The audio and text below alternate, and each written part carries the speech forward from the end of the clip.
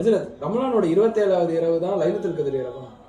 அப்படி இருக்க நிறைய வாய்ப்பு இருக்கு. ஏன் தெரியுமா? ரமலான் சீரீஸோட டே 26 இப்னு அப்பாஸ் ரலியல்லாஹு ஒரு ஆச்சரியமான விஷயத்தை சொல்லி காட்டுறாங்க. அல்லாஹ் தஆலா 7 என்ற எண்ணுக்கு தனி முக்கியத்துவத்தை தரான்.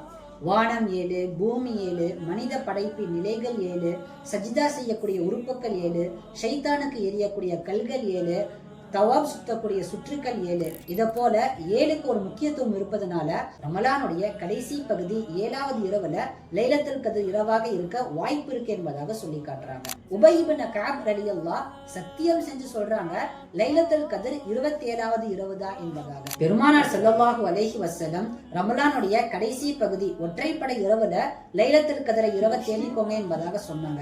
அப்படி இருக்க நாம எல்லா நாட்கள்லயும் லைலத்துல் கத்ர் இரவுக்காக அமல் செய்யணும். குறிப்பா இந்த 27வது நாள்ல அதிகமாக தொழுகையிலும் துஆக்களையும் ஈடுபட வேண்டும். எல்லாம் அல்ல அல்லாஹ் லைலத்துல் கத்ரை அடையக்கூடிய உயர்ந்த பாக்கியத்தை நமக்கு தருவானாக.